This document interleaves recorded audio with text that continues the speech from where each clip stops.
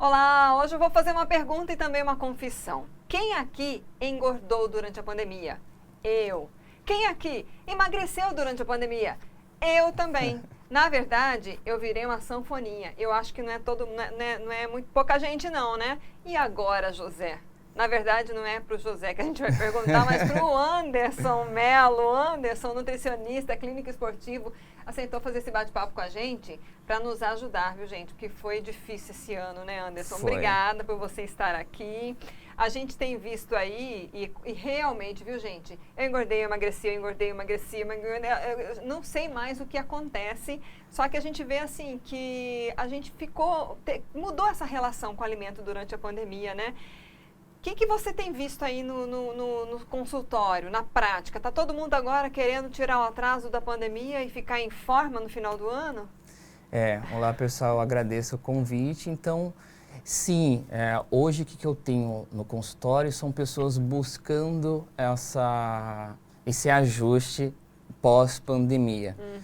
Acredito que não só agora, mas sempre aconteceu isso e principalmente final de ano é típico, né? E com essa questão das pessoas ficarem mais em casa, teve pessoas que acabaram tendo, sim, já sua rotina alimentar normal, né? Eu falo por mim porque eu acabo já vivendo isso, então se tornou para mim meu estilo de vida, né? E só que nós temos pessoas que acabaram saindo um pouco da normalidade ali, porque se estava vivendo um momento de pandemia, não tinha como fazer uma atividade física, né? E aí você tinha que ficar em casa também. E começou muito mais a oferta de alimentos com uma palatabilidade mais chamativa, aquela textura, então se teve esse aumento aí de peso muito rápido também. Estamos vivendo aqui aproximadamente uns 7 meses a 8, né? Então, hoje o que eu tenho no consultório é bastante isso, a diminuição de peso. Uma coisa que, assim, aí falando também, eu acho que compartilhando um pouco, né, a prática é que você também meio que se desanima, isso aconteceu comigo, de atividade física. E aí, quando você emagrece sem atividade, você percebe que você perde musculatura, você não emagrece de forma saudável, né? Qual que é a diferença, Anderson, de perder peso e emagrecer? Bacana essa pergunta. Bom, hoje o que a gente vê muitas pessoas falando assim, eu quero perder peso, tá? Tá certo, só que talvez por falta de alguns conhecimentos que só o profissional vai ter. Quando eu estou subindo numa balança, aquele número que está refletindo para mim é um número que reflete uma composição corporal que nós falamos. Que está o quê? Representado por água, massa muscular e o tecido adiposo. Eu não estou nem colocando os ossos e órgãos, mas a gente está usando esses 3 elementos. Então, aquele peso que está ali na balança é composto por esses 3 elementos. 75% da nossa musculatura, o nosso músculo é formado por água. Bacana.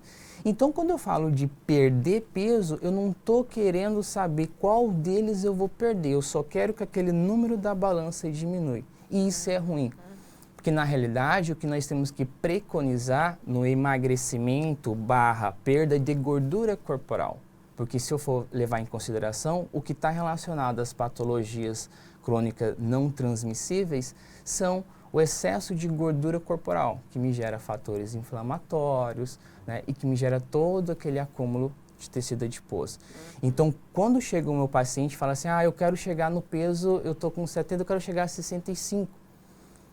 Aí eu pergunto, mas por que 65? Eu me sinto bem assim, mas você pode estar com os mesmos 70, porém com um percentual de massa muscular melhor. Por isso que a gente vê muitos idosos hoje que quando ele chega na fase de 70, 65 anos, ele tem dificuldade em sentar, em se levantar, em se locomover. Por quê? O tecido muscular dele está menor. E o tecido muscular é aquele que está ali junto dos ossos e faz a gente se locomover. Então, eu sempre falo para os meus pacientes, o processo de emagrecimento é uma maratona, não é uma corrida de 100 metros rasos. Por quê? Sempre que eu vou fazer uma prescrição dietética, um planejamento alimentar, fora em levar em consideração as vitaminas e minerais que é importante, eu preciso garantir que aquela massa muscular dele fique intacta, não perca no processo, ou que eu consiga aumentar, mas ao mesmo tempo diminuir também a gordura corporal. Então existe a diferença. Perder peso, eu não quero saber qual que eu estou perdendo. Isso é ruim. Eu preciso sempre garantir minha massa muscular. Emagrecimento / gordura corporal, eu foco sim na perda de gordura corporal. Isso que as pessoas têm que analisar. Então eu posso ter 65 quilos, só que com um percentual de gordura de 25, já é alto, vamos dizer assim. Ou eu posso ter os mesmos 65 com um percentual de gordura de 22, 20% ali. Então observa que o peso ficou o mesmo, só que minha massa muscular é maior e só a gordura corporal é menor. Qual que é o percentual de gordura considerado saudável para uma pessoa normal, que não seja um atleta, mas que de repente mantenha uma rotina de alimentação saudável e atividade física? Isso vai variar muito da questão da idade e do perfil, mas geralmente o que nós temos ali dentro de um padrão saudável, porque nós precisamos ter gordura corporal no corpo como uma fonte de reserva energética quando faltar, por falta de uma alimentação, em torno ali de 15 a 20% poderia se considerar um padrão mais aceitável de gordura corporal, sem ter os prejuízos desse excesso.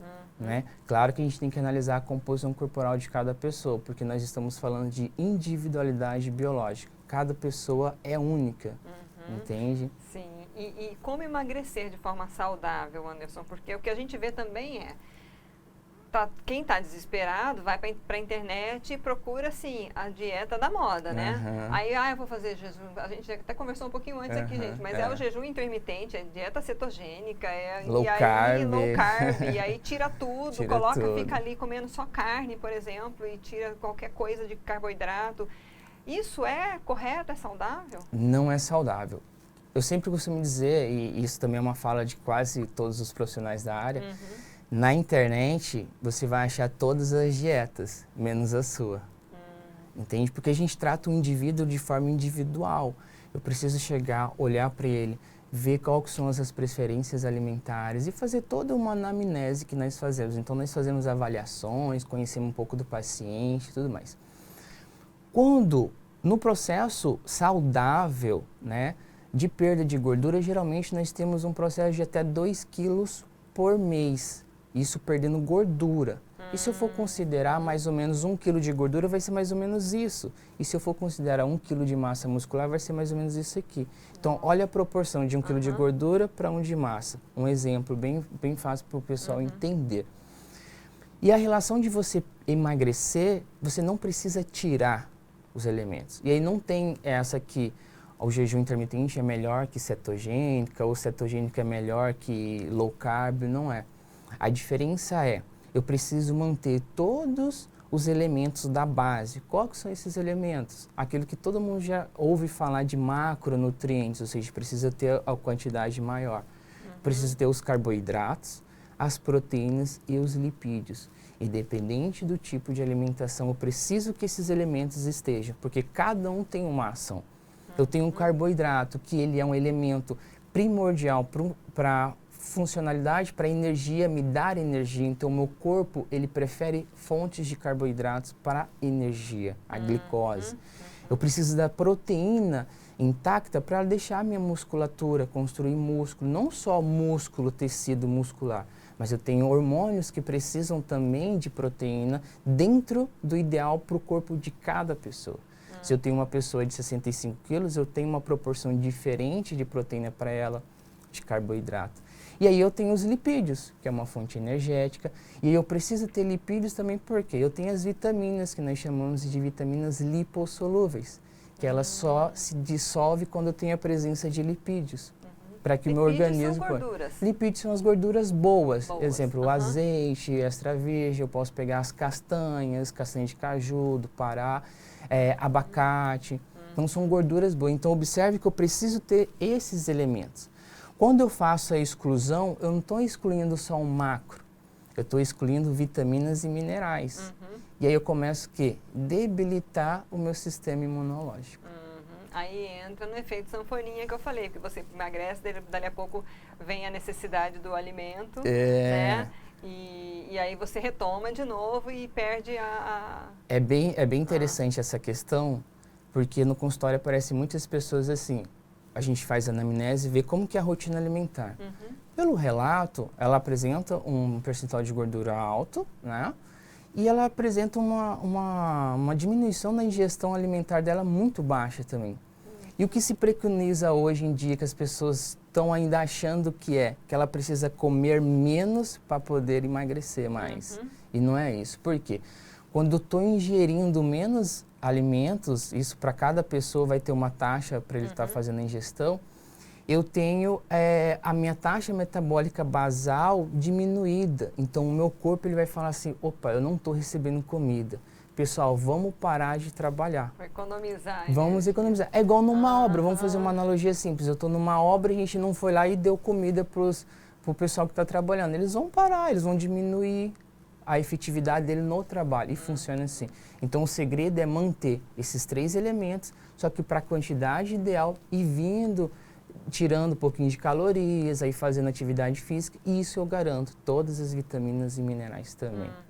Falando em pandemia, Anderson, quem tem uma alimentação saudável tem mais chance de passar, por exemplo, por essa doença que assombra o mundo todo aí, né, a Covid-19, de uma forma talvez com uma imunidade maior, com menos sintomas? Tem essa relação? Existem estudos já buscando isso? Quem não pegou ainda Covid pode se reforçar com uma boa alimentação? Claro, hoje o que nós vemos de estudos científicos é que quem tem aquelas doenças crônicas não transmissíveis, eles estão dentro da classificatória de risco maior, né? Por já estar com o seu sistema imune debilitado também. E a gente vê muita relação hoje de estudos saindo relação com vitamina D. Então, observe que dependendo de cada região, eu tenho níveis de vitamina D menor, né? Pela exposição de sol também, pela falta na alimentação, e se tem um risco maior. Quando nós estamos falando de qualquer tipo de patologia, o sistema imunológico está todo envolvido. Por quê? O sistema imunológico ele vai funcionar mais ou menos assim. Eu tenho células de defesa. Todo mundo que já fez exames vai estar lá o hemograma completo, tem a série vermelha, que a gente chama, e a série branca, que são monócitos, linfócitos, todo mundo que já fez, só observar vai estar lá.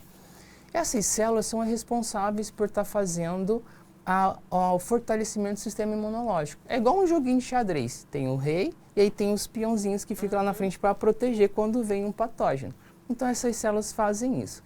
Quando eu tenho uma alimentação ruim, eu tenho essas células ruins, fracas ou em menor quantidade. Por quê? Todas essas células, elas precisam de micronutrientes, zinco, cobre, magnésio, tudo para se estar fortalecido. E o que é comum de ver? As pessoas que ficam muito mais susceptíveis a ter uma infecção ou ter uma gripe, geralmente você pode ver nessa série branca que ela tem menor quantidade de células brancas. E aí, o que é interessante? Quando eu tenho níveis de zinco e cobre baixo, eu tenho essas células em menor número, consequentemente eu fico muito mais susceptível a alguma infecção. Essas células, todas o conjunto, elas armazenam vitamina C. Ou seja, quando uma pessoa está gripada, o que ela faz? Ela pensa só na vitamina C. Então, ela foi lá, tratou a queixa dela, só que a causa, muitas vezes, é a falta de cobre e zinco. Tem que olhar um todo. Tem que olhar um todo, é que nem eu sempre falo, a nutrição, ela explica tudo, né? Então, as pessoas olham hoje, se a gente for fazer uma analogia bem legal, eu costumo dizer isso, é tipo um iceberg, né? Você vê só a pontinha dele, só que você tem que analisar, o ser humano ele tem que ser analisado como um todo. E aí a gente sempre fala, é tratar a causa do problema. Então, se eu tenho uma alimentação equilibrada, né? Com vitaminas e minerais, que isso vai ser proveniente do quê? Dos carboidratos de boa qualidade, das proteínas de boas qualidades, dos lipídios de boa qualidade, frutas, legumes, eu tenho o quê? Eu tenho todo um aparato de vitaminas e minerais, deixando o meu sistema imunológico muito mais forte.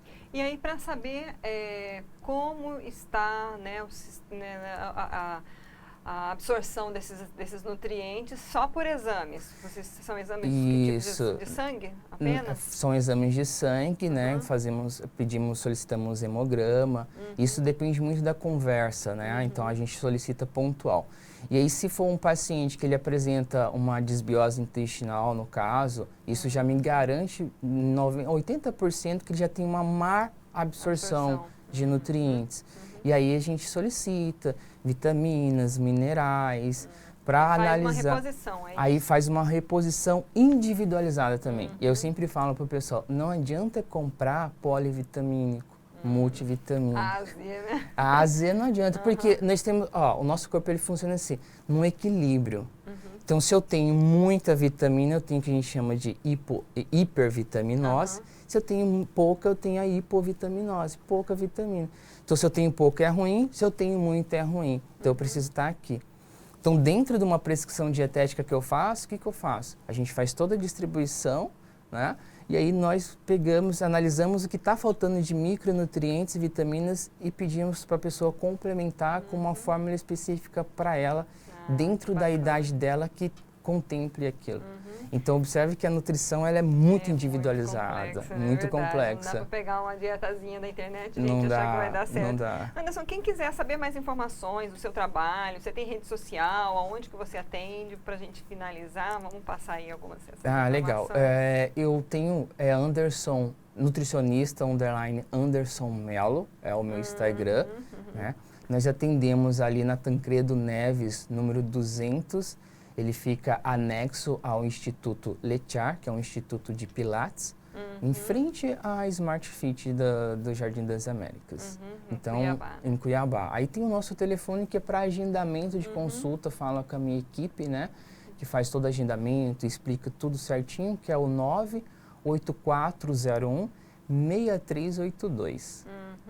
Tá joia, muito obrigada pelas suas informações, pelas suas dicas, espero que incentive muita gente a querer emagrecer de forma saudável. É que eu sempre preconizo saúde em primeiro lugar. A estética, não tem nada de criminoso em querer uma estética, só que ela vem em segundo plano e ela vem. Se você tem saúde, ela vai vir de forma tão tranquila. Agora, você debilitar a sua saúde para tentar uma estética, não vale a pena. Compensa, uma hora a fatura chega e vai chegar caro. Tá joia, obrigada. De nada, boa tarde. Nós conversamos com Anderson Melo, nutricionista clínico e esportivo. Vou repetir aqui para você o telefone para informações é 659-8401-6382. Lá nas redes sociais ele é o nutricionista Anderson _Melo. Você pode dar uma olhadinha mais lá e aproveita para compartilhar essa entrevista com quem está aí nessa loucura, querendo emagrecer, querendo ficar em forma nesse final de ano. Vamos ser saudável, né, gente? A nossa entrevista está disponível no YouTube, no site RD News, RD TV e também nas redes sociais. Curta e compartilhe. Até a próxima.